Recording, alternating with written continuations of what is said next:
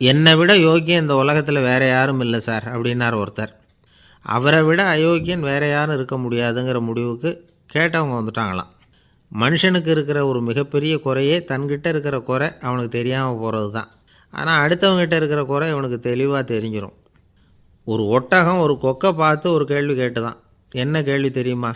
உன் கழுத்து ஏன் இப்படி வளைஞ்சி போயிருக்குது அப்படின்னு கேட்டிருக்கு. இதுக்கு உடம்பே வளைச்சல். இது போய் கொக்கை கிண்டல் பண்ணுது. இன்றைக்கி மனித சுபாவமும் கிட்டத்தட்ட இப்படி தான் இருக்குது. இந்த உலகத்தில் குறையில்லாத மனிதர்கள் யாரும் கிடையாது, நாம் உள்பட. அப்படிங்கிறத முதல்ல நாம் நல்லா புரிஞ்சுக்கணும். ஒரு ஊரில் ஒரு விற்பனை நிலையம் இருந்தது. செல்ல பிராணிகளை விற்பனை செய்கிற நிலையம் அது. நாய், கிளி, பூனை இப்படி நிறைய வச்சு விற்பனை பண்ணிகிட்ருக்குறாங்க. நாய்க்குட்டி விற்பனை செய்கிற பகுதியில் ஒரு சிறுவன் நின்றுக்கிட்டு இருந்தான். விற்பனை செய்கிற ஆளுக்கிட்ட விலை கேட்டுக்கிட்டு இருந்தான். அதோ இருக்குதே அந்த நாய்க்குட்டி என்ன விலை அப்படின்னு கேட்டானா. 1000 ரூபா அப்படின்னாரான். சரி அது வேணாம், இது என்ன விலைன்றிருக்கான். 500 ரூபா அப்படின்னாரான். இந்த சின்ன பையன் கையில் வச்சுருந்தது வெறும் 50 ரூபா தான். அதனால் இதை விட குறைச்சலாக கிடைக்குமான்னு பார்த்துருக்கான். அந்த கடையில் ஒரு மூலையில் சரியாக கவனிக்கப்படாமல் ஒரு நாய்க்குட்டி படுத்து கிடந்தது. பாவமாக கத்திக்கிட்டு இருந்தது. அதை பார்த்ததுமே இவனுக்கு அது ரொம்ப பிடிச்சி போச்சு. உடனே அந்த கடைக்காரரை பார்த்து, அதுவும் அந்த மூலையில் படுத்து கிடக்குதே அந்த நாய்க்குட்டி என்ன விலை அப்படின்னு கேட்டிருக்கான். தம்பி, அது ஒரு கால் ஊனம், அதனால் அது உன்னோட குதித்து விளையாடவோ ஓடுறதோ அதால் முடியாத காரியம் அப்படின்ட்டுருக்கார் அவர். அது தெரிஞ்சுதாங்க கேட்குறேன், அதோட விலை என்ன அதை மட்டும் சொல்லுங்களேன் அப்படின்ட்டுருக்கான். தம்பி, இது கால் ஊனம் உள்ள ஒரு நாய். இதை போய் காசு கொடுத்து வாங்கிறதுக்கு யாராவது பிரியப்படுவாங்களா? இதை நான் உனக்கு இலவசமாகவே தர்றேன், எடுத்துகிட்டு போ அப்படின்னாரான். இதை கேட்டதும் அந்த சிறுவனுக்கு கோவம் வந்துட்டு தான். நீங்கள் ஒன்றும் சும்மா கொடுக்க வேணாம், இந்தாங்க 50 ரூபா, இதை வச்சுக்கிட்டு நாய்க்குட்டியை கொடுங்க அப்படின்ட்டுருக்கான். அவருக்கு ஒன்றும் புரியல, ஆச்சரியமாக இருந்தது. சரின்னு பணத்தை வாங்கிட்டு நாய்க்குட்டியை தூக்கி கொடுத்தார். அந்த சிறுவன் அந்த நாய்க்குட்டியை 2 கையாலையும் வாங்கினா, மார்போடு பிரியமாக சேர்த்து அணைச்சிக்கிட்டான். தெருவில் இறங்கி நடக்கிறான். அப்படி நடக்கும்பொழுது தான் பார்க்குறார், கடைக்காரர் ஆச்சரியமாக அவனை பார்க்குறார். அப்போ தான் அவருக்கு ஒரு விஷயம் புரியுது. அந்த சிறுவன் தெருவில் நாய்க்குட்டியை மார்போடு அணைச்சிக்கிட்டு விந்தி விந்தி நடந்து போய்கிட்டு இருக்கிறான். ஆமாம், அவனுக்கும் ஒரு கால் ஊனம். இந்த நாய்க்குட்டியை யாருமே வாங்க மாட்டாங்கன்னு நினச்சிக்கிட்டு இருந்தார். குறையுள்ள அதுக்கும் ஒரு எஜமானன் கிடச்சிட்டான். அதனால் ஊனம் ஒரு குறை இல்லை அப்படிங்கிற உண்மையை அந்த கடைக்காரர் புரிஞ்சுக்கிட்டாரான். நம்மால் ஒருத்தர் கொஞ்சம் வயசானவர், எழுந்திரிச்சு சரியாக நடக்க முடியாது, சாய்வு நாற்காலியிலேயே எப்பவும் உட்காந்துருப்பார். அவர் தனக்கு துணையாக ஒரு நாயை பக்கத்தில் வச்சுருந்தார். அதுவும் ரொம்ப வயசான ஒரு நாய், எழுந்திரிக்கவே சிரமப்படும், நடக்கவும் முடியாது. அவர் பக்கத்துலேயே இதுவும் சோர்ந்து போய் படுத்து கிடக்கும். அந்த பெரியவரை பார்க்க வந்த ஒருத்தர் கேட்டார், ஏங்க, ஒரு சின்ன பையனை உங்களுக்கு துணையாக வச்சுக்கப்படாதா? இந்த நாயை உங்களுக்கு பாதுகாப்பாக வச்சுருக்கிறீங்களே, உங்களுக்கு ஒரு ஆபத்துன்னா இது எப்படி உங்களுக்கு உதவ முடியும் அப்படின்னார். அப்போ அவர் சொன்னாராம், எனக்கு ஒரு ஆபத்துன்னா அந்த சமயத்தில் இந்த நாய் என்னை தனியாக விட்டுட்டு ஓடி போயிடாமல் இருக்கணும்ல, அதுக்காக தான் இதை நான் வச்சுருக்கிறேன் அப்படின்னாராம். ஒரு தடவை நாரதர் ஒரு தெரு வழியாக போய்கிட்டு இருந்தார். வழியில் ஒருத்தர் வேத சாஸ்திரம்லாம் படிச்சுக்கிட்டு உட்காந்துருந்தார். அவர் நாரதரை பார்த்து, எங்கே போயிட்டுருக்குறீங்கன்னு கேட்டார். கடவுளை பார்த்துட்டு வரலாம்னு போயிட்டுருக்கிறேன் அப்படின்னார் நாரதர். அப்படின்னா அவர்கிட்ட, எனக்கு எப்போ முக்தி கிடைக்கும்னு கேட்டுட்டு வாங்களேன் அப்படின்னார் இவர். சரி, கேட்டு வரேன் அப்படின்னு சொல்லிவிட்டு நாரதர் நடந்தார். கொஞ்சம் தூரத்தில் ஒரு மரத்தடியில் ஒரு தொழிலாளி செருப்பு தைச்சிக்கிட்டு உட்காந்துருந்தார். அந்த ஆளும் அதே மாதிரி கேட்டுக்கிட்டார், எனக்கு எப்போ முக்தி கிடைக்கும்னு கடவுள்கிட்ட கேட்டுக்கிட்டு வாங்களேன்னார். அவர்கிட்டையும் சரின்னு சொல்லிவிட்டு நாரதர் நேராக வைகுண்டத்துக்கு சேர்ந்தார். கடவுளை பார்த்தார். இவங்க 2 பேரும் சொல்லி அனுப்பின விஷயத்தை பற்றி கேட்டார். அதுக்கு கடவுள் சொன்னார், அந்த செருப்பு தைக்கிற தொழிலாளி உடல் நீத்ததும் உடனே என்னை அடைவான். ஆனால் அந்த சாஸ்திரம் படித்த ஆள் இப்போதைக்கு என்கிட்ட சேர மாட்டான். அவன் இன்னமும் பல பிறவிகள் எடுத்து அங்கேயே இருக்க வேண்டியிருக்குது. எப்போ இங்கே சேருவான்னு எனக்கே தெரியாது அப்படின்னார். நாரதருக்கு இதோட ரகசியம் என்னங்கிறது புரியல. எனக்கு ஒன்றும் புரியலையேன்னாரான் கடவுள்கிட்ட. சீக்கிரம் புரிஞ்சுக்குவேன், நீ திரும்பி போகிறப்போ நான் இங்கே வைகுண்டத்தில் என்ன செஞ்சுக்கிட்டு இருக்கேன்னு கேட்டால், ஒரு ஊசியின் துவாரத்தில் ஒரு யானையை கோத்துக்கிட்டு இருக்கிறேன்னு அவங்கக்கிட்ட சொல்லு அப்படின்னார் கடவுள் சிரிச்சுக்கிட்டே. நாரதர் பூமிக்கு திரும்பினார். கடவுளை பார்த்தீங்களா, எப்படி இருக்கார் அப்படின்னு விசாரித்தார் வேத சாஸ்திரம் படித்தவர். ஓ பகவானா, அவர் யானையை ஊசியின் காதில் நுழைச்சிக்கிட்டு இருக்கிறார் பார்த்தேன்னார் நாரதர். ஊசி காதில் யானையா, அது எப்படி முடியும்? நீங்கள் சொல்கிறத நான் நம்ப மாட்டேன்னு விட்டார் அவர். சரி, இந்த ஆளுக்கு இறைவன் பேரில் நம்பிக்கை இல்லை அப்படிங்கிறத நாரதர் புரிஞ்சுக்கிட்டார். அடுத்தபடியாக அந்த தொழிலாளி இருந்த இடத்துக்கு போனார். இறைவனை பார்த்தீங்களான்னு கேட்டார் அவர். பார்த்தேன், ஒரு ஊசி துவாரத்தில் யானையை கோத்துக்கிட்டு இருந்தார் அப்படின்னு சொல்லிவிட்டு நாரதர் அந்த ஆள் முகத்தை கவனித்தார். அந்த தொழிலாளி இதை கேட்டுட்டு கொஞ்சம் கூட ஆச்சரியப்படலை. அவரால் முடியாத காரியம் கூட உண்டானார். என்ன இப்படி சொல்கிற, ஊசியின் துவாரத்தில் யானையை கோக்க முடியும்னு நீ நம்புறியா அப்படின்னு கேட்டார் நாரதர். நிச்சயமாக நம்புகிறேன்னார் அவர். அது எப்படி அப்படின்னு கேட்டார் இவர். இதோ பாருங்கள், நான் இந்த ஆலமரத்தடியில் தான் தினமும் உட்காந்துருக்கிறேன். தினமும் இந்த மரத்திலிருந்து எவ்வளவோ பழம் கீழே விழுது. இந்த பழத்தில் இருக்கிற ஒவ்வொரு விதையிலேயும் உள்ள ஒரு ஆலமரம் இருக்குது. ஒரு சின்ன விதைக்குள்ளே ஒரு பெரிய ஆலமரம் இருக்க முடியுங்கிறப்போ ஊசி துவாரத்தில் கடவுள் யானையை நுழைய வச்சாருங்கிறத ஒத்துக்கிறதுல என்ன கஷ்டம் இருக்குது அப்படின்னு ரொம்ப சர்வசாதாரணமாக பதில் சொன்னாராம் அந்த தொழிலாளி. நாரதர் யோசனை பண்ணார். இந்த தொழிலாளி வேத சாஸ்திரங்களையெல்லாம் படிக்கலைன்னா கூட அறிவுபூர்வமாக சிந்தித்து இறைவனை நம்புகிறான். அதனால தான் கடவுள் இந்த ஆளுக்கு சீக்கிரம் முக்தி கிடைக்கும்னு சொன்னார் அப்படிங்கிறத புரிஞ்சுக்கிட்டாராம். இந்த கதையில் வர்ற கடவுள், நாரதர், வைகுண்டம் இதெல்லாம் ஒரு பக்கம் இருக்கட்டும், ஒரு சின்ன விதைக்குள்ளே ஒரு பெரிய ஆலமரம் தூங்கிக்கிட்டு இருக்குது அப்படிங்கிற உண்மை, அந்தரத்தில் 1000 கிரகங்கள் சுற்றிக்கிட்டு இருக்குங்கிற உண்மை, இதெல்லாம் நாம் பார்த்துக்கிட்டு தானே இருக்கிறோம். இந்த உண்மைகள் அதிசயமாக நமக்கு தெரியறதுனால அதை நம்பாமல் இருந்துட முடியாது. இயற்கையை பரிபூர்ணமாக நம்புங்கள், அந்த நம்பிக்கையே நம்ம வாழ்க்கைக்கு ஆதாரம் அப்படிங்கிறத விளக்கிறதுக்காக தான் இந்த கதை. இந்த காலத்தில் நம்ம பிள்ளைங்களுக்கெல்லாம் இது மாதிரி நம்பிக்கை அதிகமாகவே இருக்குது. ஒரு நாள் ஒரு சின்ன பையன்கிட்ட கேட்டேன், ஏன்பா கடவுள் ஒரு பானைக்குள்ளே ஒரு யானையை நுழைய வச்சுட்டாருன்னு சொன்னால் அதை நீ நம்புவியா அப்படின்னு கேட்டோம். நம்புவேன் சார், அது ஒன்றும் பெரிய அதிசயம் இல்லைன்னா. எப்படிறான்னு கேட்டோம். எப்படின்னா அந்த பானை அந்த யானையை விட பெருசாக இருந்திருக்கும், அவ்வளவுதான் அப்படின்னு சொல்கிறான். ஒரு ஆள் அசையாமல் கிடக்கிறார். அவர் இருக்காரா போயிட்டாராங்கிறத எப்படி முடிவு பண்ணுறோம்?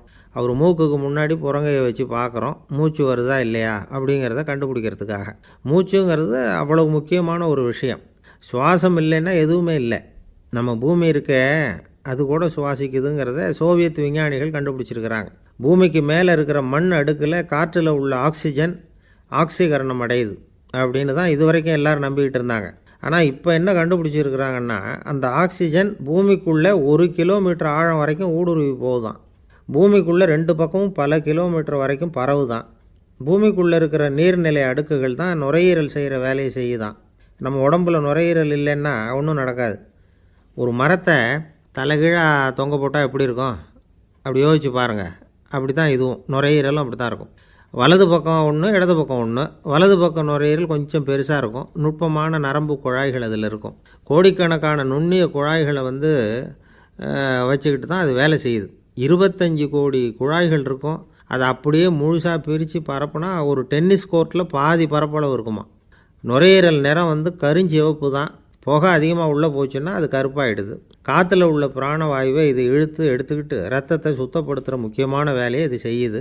அசுத்த காற்றை வெளியில் அனுப்பி வச்சுருது. ஒருத்தர் வேகமாக ஓடி வரார், அவருக்கு மூச்சு இறைக்கும். பயங்கரமாக எதையாவது பார்த்து விடுறார், உடனே மூர்ச்சை ஆகிடுவார். இது மாதிரி சமயங்களில் வேறு எந்த தூண்டுதலும் இல்லாமல் நுரையீரல் தானாகவே இயங்கும். இப்படி ஒரு அவசியம் ஏற்படுறப்போ இயக்கத்தை தூண்டி விடுற முக்கியமான இணைப்பு மூளைக்கு கீழே முதுகு எலும்புக்கு மேற்பகுதியில் இருக்குது. அது உடனே சுவாசத்துக்கு அவசர உதவியை கொடுக்குது. இப்போ ஒருத்தர் பேசாமல் உட்காந்துருக்கார். இந்த சமயத்தில் அவருக்கு 1 பங்கு காற்று தேவைப்படுதுன்னு வச்சுக்கோங்க. அவர் எழுந்திரிச்சு நடக்கும் பொழுது 1.5 மடங்கு தேவைப்படும்.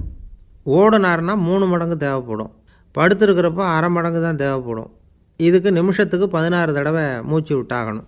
இப்படி சாதாரணமாக உள்ளே இழுக்கிற காற்று கொஞ்சம்தான் இருந்தாலும் இது மாதிரி 8 மடங்கு காற்றை உள்ளே இழுத்து வச்சுக்கிற சாமர்த்தியம் நுரையீரலுக்கு இருக்குதான். தண்ணி, நுண்கிருமிகள், ரசாயன பொருள் இப்படி எது உள்ளே போனாலும் நுரையீரல் சமாளிச்சுக்கும்.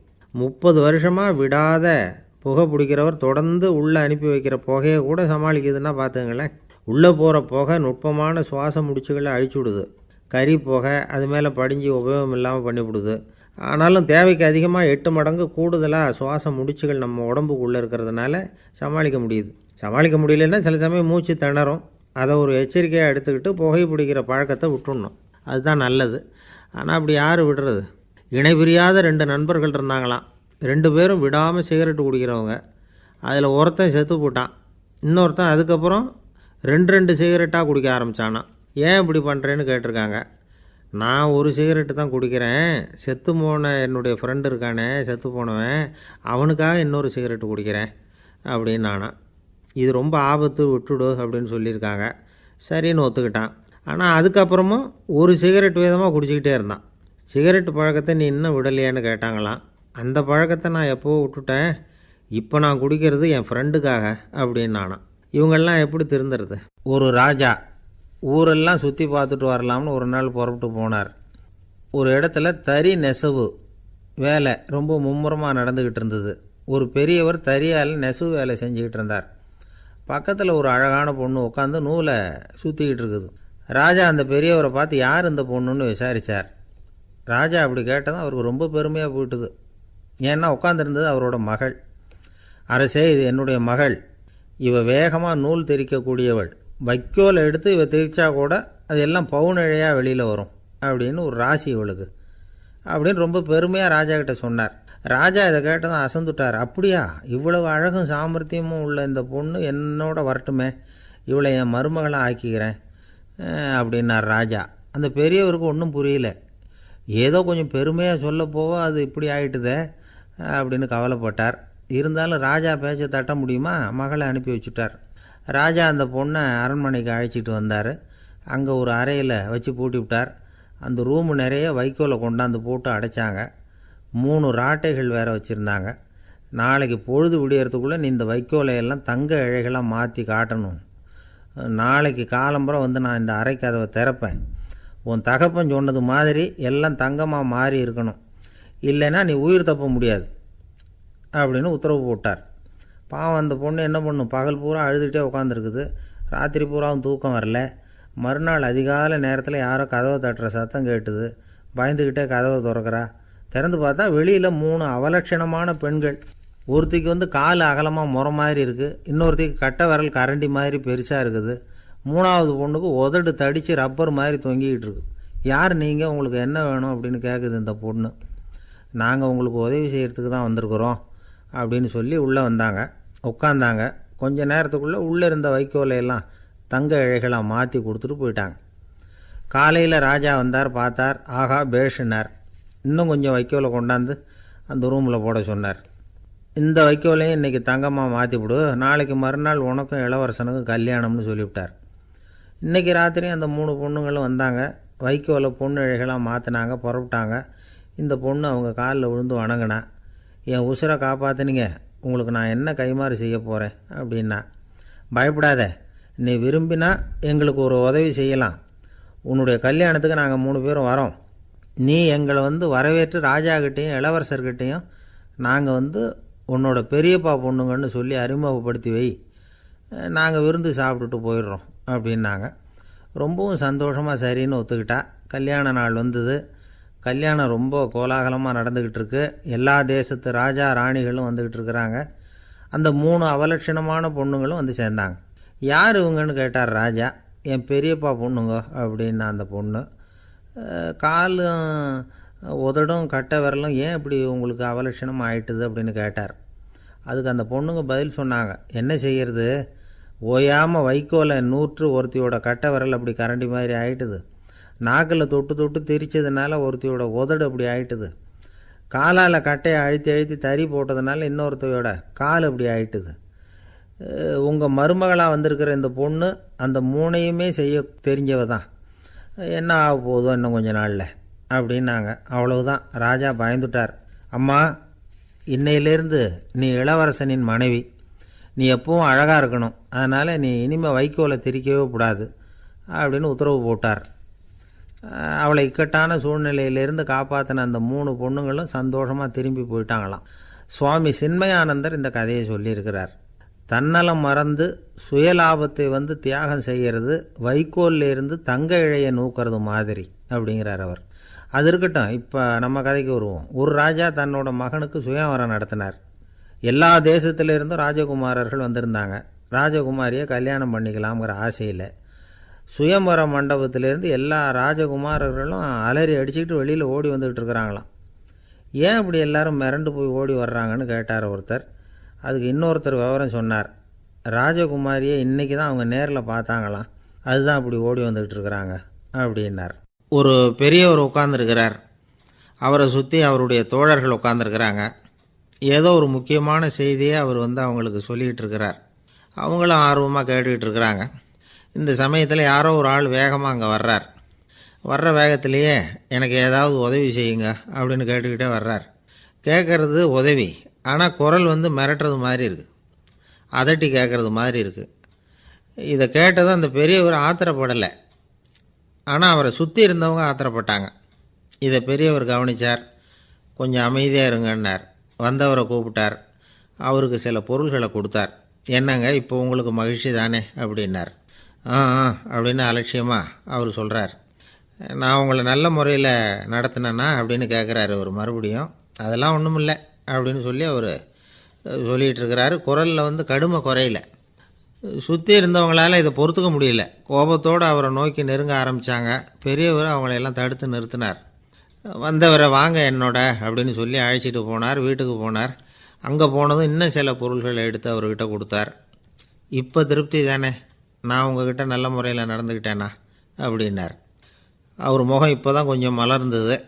ரொம்ப நன்றி, இறைவன் உங்கள் குடும்பத்துக்கு எல்லா நன்மைகளையும் செய்வான் அப்படின்னு சொன்னார். இதே வார்த்தைகளை என்னுடைய தோழர்கள்கிட்டே சொல்லிட்டீங்கன்னா அவங்க கோபம் தணிஞ்சிரும், வர முடியுமான்னார். கண்டிப்பாக வர்றேன் அப்படின்னாரு. மறுநாள் காலையில் அந்த இடத்துக்கு வந்தார். அதே மாதிரி சொல்லிவிட்டு அவர் போயிட்டார். தோழர்கள்லாம் ரொம்ப வியப்போடு பெரியவரை பார்த்தாங்க.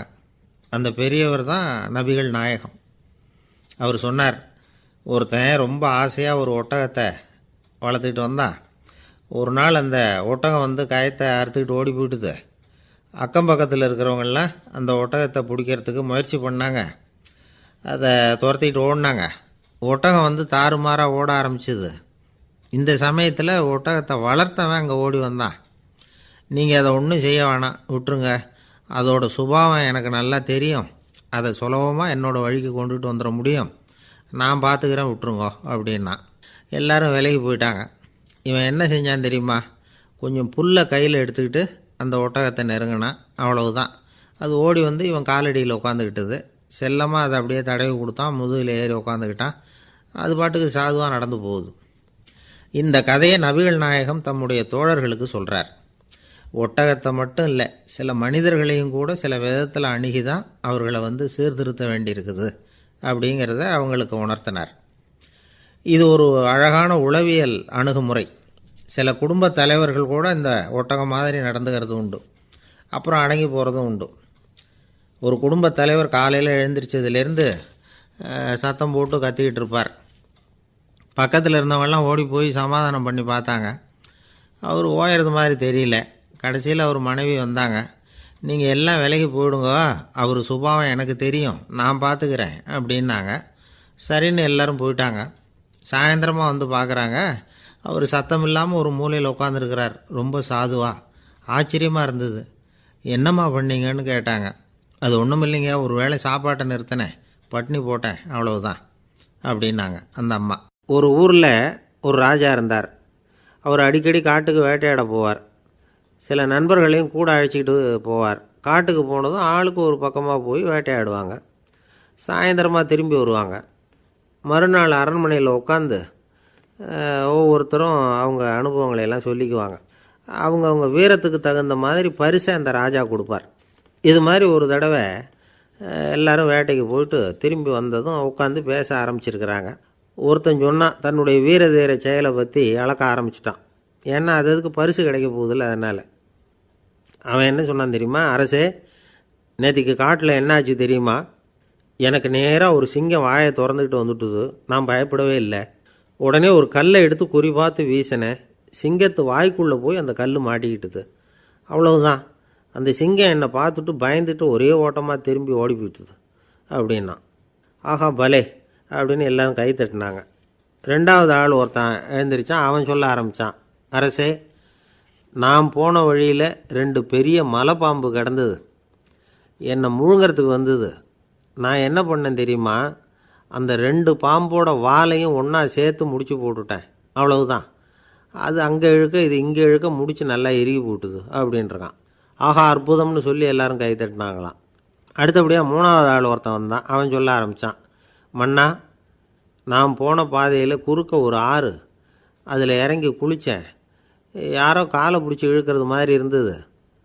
திரும்பி பார்த்தா ஒரு பெரிய முதலை. நான் உடனே அப்படியே ஒரு துள்ளல் துள்ளி அது முதுகில் போய் உக்காந்துக்கிட்டேன். அதை அப்படியே கரைக்கு நீந்த வச்சேன். கரைக்கு வந்து சேர்ந்ததும் அப்படியே ஒரே துள்ளி குதித்து கரைக்கு வந்துட்டேன் அப்படின்றான். அவன் தன்னுடைய வீரத்தை அப்படி சொல்லியிருக்கான். அடடா எப்பேற்பட்ட வீரம் அப்படின்னு எல்லாரும் கை தட்டினாங்களாம். 4வது ஆள் எழுந்திரிச்சான். மண்ணா, நான் போன இடத்துல ஒரு கரடி வந்து என்னை துரத்த ஆரம்பிச்சுட்டுது. நான் ஒரு மலை உச்சிக்கு வந்துட்டேன். அதுக்கப்புறம் ஒரு அடி எடுத்து வச்சாலும் அதில் பாதாளத்தில் விழ வேண்டியது தான். அந்த நேரம் பார்த்து ஒரு பெரிய ராட்சச கழுகு அந்த பக்கமாக பறந்து வந்தது. நான் உடனே அப்படியே உயர எழும்பி அந்த கழுகோட காலை பிடிச்சிக்கிட்டேன். அப்படியே தொங்கிக்கிட்டே வந்தேன். ஒரு நல்ல இடம் வந்ததும் தொப்புன்னு கீழே குதித்து நடந்து வந்துட்டேன்னா. இதுக்கும் எல்லோரும் கை தட்டுறாங்க. கடைசியாக ஒரு ஆள் எழுந்திரிச்சான். அரசே, நான் வந்து போன வழியில் ஒரு பெரிய யானை குறுக்க வந்தது. பயங்கரமாக சத்தம் போட்டுக்கிட்டே வந்தது. நான் பயந்து ஓடலை. உடனே என்ன பண்ணேன் தெரியுமா? அந்த யானையோட வாலை பிடிச்சி தூக்கினேன். தலைக்கு மேலே தூக்கி கரன்னு சுற்றினேன். வேகமாக சுற்றி வீசி எறிஞ்சேன். அவ்வளவுதான். அதே ஸ்பீடில் அந்த யானை மேலே போக ஆரம்பிச்சுட்டுது. இன்னும் கூட அது போய்கிட்டே தான் இருக்குது, கீழே விழவே இல்லைன்னா. இதை கேட்டதும் ராஜாவுக்கு கோபம் வந்துட்டுது. என்ன முட்டாள்னு நினச்சிக்கிட்டு பேசுகிறியா? யானையை வந்து நீ வாலை பிடிச்சி தூக்குன, அதை நான் நம்பணுமா அப்படின்னார். உடனே இவன் பணிவாக பதில் சொன்னான். அரசே, ஒரு சிங்கத்து வாயில் கல் மாட்டிக்கிட்டதை நம்புறீங்க, மலைப்பாம்பு வாலை பிடிச்சி முடிச்சு போட்டதை நம்புறீங்க, முதல்ல முதுகில் சவாரி பண்ணதையும் நம்புறீங்க, கழுகு காலை பிடிச்சிக்கிட்டு பறக்கிறதையும் நம்புறீங்க. அப்படி நம்புறப்போ நான் சொன்னதை மட்டும் நம்பக்கூடாதா அப்படின்னு கேட்டானான். பொய் சொன்னவங்கெல்லாம் தலையை தொங்க போட்டுக்கிட்டாங்களாம். ராஜா அவங்கள பார்த்து சொன்னாராம், நீங்கள் எல்லாரும் என்னை முட்டாளாக்கியிருக்கிறீங்க. கடைசியாக பேசின இவன் தான் எனக்கு உண்மை எது பொய் எதுங்கிறத புரிய வச்சிருக்கிறான். இவன் தான் உண்மையான தைரியசாலி அப்படின்னு சொல்லி அவனுக்கே பரிசையெல்லாம் கொடுத்து பாராட்டினாராம். இப்படி ஒரு கதை. உண்மையை நிலைநாட்டுகிறவன் தான் உண்மையான வீரன் அப்படிங்கிறத இதிலிருந்து நாம் புரிஞ்சுக்கணும். இந்த காலத்துல எல்லாம் பொய் சொன்னால் தான் பழைக்க முடியுங்கிறது ஒரு சில பேரோட நம்பிக்கை. ஒரு அப்பாவுக்கு தன் மகனுக்கு பொய் சொல்ல தெரியலையேங்கிற கவலை. பொய் சொன்னால் தான் இந்த உலகத்தில் பிழைக்கலாம், ஆனால் இவனுக்கு அது தெரியலையே, அதனால் இவனை அழைச்சிட்டு போய் நடுக்கடலில் விட்டுட்டு வந்துடுவோம் அப்படின்னு அழைச்சிட்டு புறப்பட்டான். கடற்கரைக்கு போனான். மகனுக்கு சந்தேகம். எங்கேப்பா என்னை அழைச்சிட்டு போகிறேன்னு கேட்டிருக்கான். கடலில் மீன் பிடிக்க கற்றுக் கொடுக்க போகிறேன் உனக்கு அப்படின்னானா. நான் ஏற்கனவே மீன் பிடிச்சிட்டேனேன்னானா இவன் மகன். எங்கே அதுன்னு கேட்டிருக்கான் அப்பங்காரன். சுட்டு சாப்பிட்டுட்டேன்ருக்கான் புள்ள. அப்பங்காரன் பார்த்தான். சரி, நம்ம புள்ள பொழைச்சிக்கோ அப்படின்னு சொல்லி திருப்பி அழைச்சிட்டு வந்துட்டானான். கங்கை கரை தோட்டம் பக்கத்தில் ஒரு ஆசிரமம். அங்கே ஒரு பெரியவர் தங்கியிருக்கிறார். அவர் தான் ராமகிருஷ்ண பரமஹம்சர். அந்த ஆசிரமம் இருந்த இடம் கரக்பூர். வங்காளத்தில் பொதுவாக எல்லோரும் மீன் சாப்பிட்றது உண்டு. கங்கையில் குளிச்சுட்டு கையில் ஒரு மீனோடு வர்றது வழக்கம். இவர் இருக்கிற இடத்துக்கு கங்கையில் படகு வழியாக வரணும். அப்படி தான் எல்லோரும் வருவாங்க. வர்றவங்கள ஒன்று கூட்டி ஆன்மீக விஷயங்களை பற்றி பேசிக்கிட்டு இருப்பார். ஒவ்வொரு நாள் ஒவ்வொருத்தர் நகரத்துக்கு போகணும். வரும்பொழுது மீன் கொண்டுக்கிட்டு வரணும். அதுக்கு ஒரு அட்டவணையே உண்டு ஆசிரமத்தில். அது பிரகாரம் ஒரு நாள் சுவாமி யோகானந்தர் படகில் போனார். படகை செலுத்தினவங்க ராமகிருஷ்ணரையும் சுவாமி யோகானந்தரையும் மற்றவங்களையும் பித்தர்கள் அப்படின்னு சொல்லி ஏளனமாக பேசினாங்க. அவங்க என்ன பைத்தியம் பிடிச்சவங்க அப்படிங்கிறது மாதிரி. சுவாமி யோகானந்தருக்கு ரொம்ப மென்மையான இதயம். இவங்க இப்படி கண்ணாபின்னான்னு பேசுகிறத பார்த்தா மீனை வாங்கிட்டு திரும்புகிறப்போ என்ன நடக்குமோ அப்படிங்கிற பயம் வேறு வந்துட்டுது அவருக்கு. அவ்வளவு மென்மையானவர். இதை தெரிஞ்சுக்கிட்ட ராமகிருஷ்ணர், யோகானந்தா இங்கே வா அப்படின்னு கூப்பிட்டார். இவர் கண்ணீரை தொடச்சிக்கிட்டே கிட்ட போனார். சொன்னார், ஐயா, படகு ஓட்டுறவங்க உங்களை பற்றி மோசமாக பேசுகிறாங்க. என்ன திட்டினா பரவாயில்ல, ஆனால் உங்களை அவங்க திட்டுறாங்க, அதை என்னால் தாங்கிக்க முடியல அப்படின்னார். இதை கேட்டதும் ராமகிருஷ்ணருக்கு கோபம் வந்துட்டு தான். என்னது, உன்னுடைய குருவை பற்றி அவங்க மோசமாக பேசும்பொழுது நீ சும்மா இருந்தியா? வெளியில் போ அப்படின்னு விட்டார். குரு நிந்தனை செய்கிறப்போ அதை கேட்டுக்கிட்டு சும்மா இருக்கலாமா? குரு நிந்தனையை கேட்டால் பாவம் இல்லையா? என்னை தூற்றும் போது அவங்க வந்து பாவம் செய்கிறாங்க, அதை கேட்டுக்கிட்டு நீ சும்மா இருந்தால் நீயும் பாவம் செய்கிற அப்படின்னாராம். அடுத்த நாள் சுவாமி நிரஞ்சனானந்தர் போக வேண்டிய நாள். இவர் படகுல போகும்பொழுதும் அதே மாதிரி நடந்து தான். அவங்க மோசமாக பேச ஆரம்பித்தாங்க, திட்ட ஆரம்பித்தாங்க. அப்படி கேலி பண்ண ஒருத்தனை இவர் என்ன பண்ணார், பலார்னு கன்னத்தில் அரைஞ்சிட்டார். இன்னொருத்தனை கங்கையில் தூக்கி எறியறதுக்கும் தயாராகிட்டார்.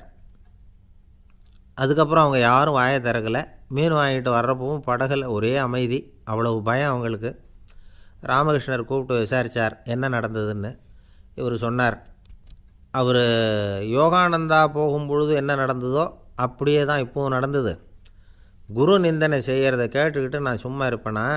ஒருத்தனை அப்படியே அரைஞ்சுட்டேன், இன்னொருத்தனை ஆற்றுல தூக்கி போட்டுருவேன்னு பயமுறுத்தினேன், அவ்வளவுதான் அப்படின்னாராம். இப்போவும் ராமகிருஷ்ணருக்கு கோபம் வந்துட்டு தான், என்ன இது அணியறது காஷாயம், இருக்கிறது ஆசிரமம், உனக்கு இவ்வளவு கோபம் வந்ததுன்னா அப்புறம் என்னத்துக்கு ஆசிரமத்தில் இருக்கணும், பிரம்மச்சாரி எப்பவும் அமைதியாக இருக்கணும் அப்படின்னு அறிவுரை சொன்னாராம் ராமகிருஷ்ணர்.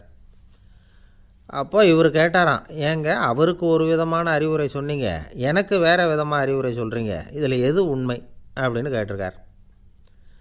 இதுக்கு ராமகிருஷ்ணர் சொன்ன பதில் என்னென்னா, அட அசடே, சக்கரத்தில் காற்று அதிகமாக இருந்தால் குறைக்கணும், குறைச்சலாக இருந்தால் கூட்டணும். அவன் சாது, அவனுக்கு அதிக உணர்ச்சி தேவை, உனக்கு படபடப்பு அதிகம், உனக்கு பொறுமை தேவை அப்படின்னாராம். இதில் உள்ள கருத்து என்னென்னா, கல்விங்கிறது எப்படின்னா அதை சூழ்நிலைக்கு தகுந்த மாதிரி கற்பிக்கணும். எல்லாருக்கும் ஒரே மாதிரி கற்பிக்கக்கூடாது. கேட்குறவர் தகுதி, புரிஞ்சுக்கிற திறமை, இதை பொறுத்து கல்வி அமையணும். ஆரம்ப காலத்தில் ஒரு குரு, அப்போ ஒரு சீடன் இருந்தான். அது வேடிக்கையான குரு, வேடிக்கையான சீடன். ஒரு ஆசிரமம். ஒரு நாள் ஒருத்தன் அவசரமாக அந்த குருவை தேடி வந்திருக்கிறான். என்ன விஷயம்னு விசாரித்தார் குரு. உங்கள் சீடர் என்னை அடிச்சுட்டார் அப்படின்னு புகார் பண்ணானான் அந்த ஆள். குரு சீடனை கூப்பிட்டார். அடிச்சியா இந்த ஆளை அப்படின்னு கேட்டாரான். ஆமான் இருக்கான் சீடன். ஏன் அடித்தே அப்படின்னு கேட்டாரான். இந்த ஆள் உங்களை பற்றி மட்டமாக பேசிவிட்டான், என்னால் அதை தாங்கிக்க முடியல, அதனால தான் அடிச்சுட்டேன்ருக்கான். அப்படி என்ன பேசினான் அப்படின்னு கேட்டாரான். உன்னுடைய குருநாதர் இப்போல்லாம் அர்த்தமில்லாமல் பேச ஆரம்பிச்சுட்டார் அப்படின்னு சொல்லிவிட்டான், அதனால தான் அடிச்சுட்டேன் அப்படின்னானான். அதுக்காக அடித்தே அப்படின்னாரான். நான் அதுக்காக அடிக்கலை குருவே, இப்போல்லாம் நீங்கள் அர்த்தம் இல்லாமல் பேசுகிறதாக அவன் சொல்கிறான், அப்படின்னா இதுவரைக்கும் நீங்கள் அர்த்தத்தோடு பேசினதாகத்தானே அர்த்தம், அது தப்பு தானே, அதனால தான் அடித்தேன் அப்படின்னானான். வங்க நாவலாசிரியர் சரத் சந்திரர் ஒரு நண்பர் அவர்கிட்ட வந்தார். வழக்கமாக எல்லா எழுத்தாளர்கள்கிட்டையும் கேட்குற ஒரு கேள்வியை கேட்டார். நீங்கள் எழுத்துத்துறைக்கு வந்தது எப்படி, இதுதான் கேள்வி. அதை தெரிஞ்சு என்ன பிரயோஜனம்னார் சரத் சந்திரர். சும்மா சொல்லுங்களேன் தெரிஞ்சுக்கிறேன் அப்படின்னார் வந்தவர். சரி சொல்கிறேன்னு ஆரம்பித்தார். நான் ரங்கூனில் வேலை பார்த்துக்கிட்டு இருந்தேன். சம்பளம் பத்தில், வேலையும் பார்த்துக்கிட்டு ஒரு பலசரக்கு கடை வைக்கலாம்னு நினச்சேன். என்னால் மளிகை கடை வச்சு சரியாக நடத்த முடியுமாங்கிற சந்தேகம் என் மனைவிக்கு. அதை சோதனை பண்ணி பார்க்கணுங்கிறதுக்காக சில பொருள்களின் அளவு, அதோட விலை, இப்படி சிலதை சொல்லி எல்லாத்தையும் மனக்கணக்காக கூட்டி போட சொன்னாங்க. என்னால் சரியாக கூட்டி சொல்ல முடியல. உங்களால் மளிகை கடை நடத்த முடியாதுன்னு சொல்லிவிட்டாங்க. உடனே என்ன பண்ணுறது, வேறு வழி இல்லை, கதை எழுத ஆரம்பிச்சிட்டேன் அப்படின்னார். கேட்டவருக்கு சிரிப்பு வந்துட்டு தான். சரத் சந்திரர் ஒரு பக்கம் சீரியஸான நாவல்கள், சிறுகதைகள் எழுதியிருந்தாலும் அவருடைய இன்னொரு பக்கம் வேறு விதம். நண்பர்கள்கிட்ட பேசும்பொழுதும் சரி, அவர்களுக்கு கடிதங்கள் எழுதும்போதும் சரி, கேலியும் கிண்டலும் நகைச்சுவை உணர்வும் அதிகமாக இருக்கும். காந்திஜி ஒரு சமயம் கல்கத்தாவுக்கு வந்திருந்தார். தேசபக்தர்கள் பல பேர் அவர்கிட்ட பேசிக்கிட்டு இருந்தாங்க. அப்போது சரத் சந்திரரும் அங்கே இருந்தார். கிரண் சங்கர் ராய் அப்படிங்கிறவரும் அங்கே இருந்தார். அவர் சொன்னாராம், காந்திஜியோட பழகிய முதல் வங்காளி நான் தான். போயர் யுத்த காலத்தில் இவர் லண்டனுக்கு வந்திருந்தப்போ என்கிட்ட தான் வங்காள மொழி கற்றுக்கிட்டார் அப்படின்னாராம். உடனே சரத் சந்திரர் காந்திஜியை பார்த்து, இவர் உங்களுக்கு வங்காள மொழி கற்றுக் கொடுத்தது உண்மைதானா அப்படின்னாராம். ஆமான்னாராம் காந்தி. அதனால தான் உங்களால் வங்காள மொழி கற்றுக்க முடியல அப்படின்னாராம். எல்லாரும் சிரித்தாங்களாம். சரத் சந்திரர் சாம்தாபேர் அப்படிங்கிற கிராமத்தில் தங்கியிருந்தார் ஒரு இலக்கிய நிகழ்ச்சியில் கலந்துக்கிறதுக்காக. அதுக்காக ஒரு கல்கத்தாவுக்கு போக வேண்டிய சூழ்நிலை. அதுக்காக புறப்பட்டார். அந்த சமயத்தில் பின்னாடி இருந்து யாரோ அவரை கூப்பிட்டாங்க. இப்படி கூப்பிட்டவரை பார்த்து இன்னொருத்தர் யாரோ அதட்டி இருக்கிறாங்க. போகிறவரை ஏன் இப்படி கூப்பிடுறீங்க அப்படின்னு. ஏன் கூப்பிட்டா என்னன்னு கேட்டிருக்கார் சரத் சந்திரர். புறப்படுறவங்கள பின்னாடி இருந்து கூப்பிடுறது அபசகுனம், போகிற இடத்துல ஏதாவது ஆபத்து வரலாம் அப்படின்னு அதுக்கு விளக்கம் கொடுத்துருக்கிறார் அவர். உடனே சரத் சந்திரர் சொன்னாராம், இதோ இவங்க என்னை இலக்கிய கூட்டத்துக்கு அழைச்சிட்டு போகிறாங்களே, இதை விட வேறு என்ன ஆபத்து வந்துட போகுது அப்படின்னாராம்.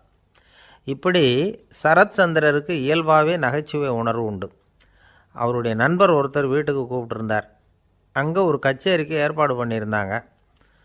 சரத்சந்திரருக்கு இயல்பாகவே கச்சேரியில் நீண்ட ஆலோசனையெல்லாம் கேட்குறதுக்கு பொறுமை இருக்காது. அதனால் மெதுவாக பாட போகிறவர் எப்படி அப்படின்னு கேட்டிருக்கார். அவருக்கு ரொம்ப நல்லா பாட தெரியும் அப்படின்னு சொல்லியிருக்கிறாங்க. அதுக்கு சரத்சந்திரர் பாட தெரியுங்கிறது சரி,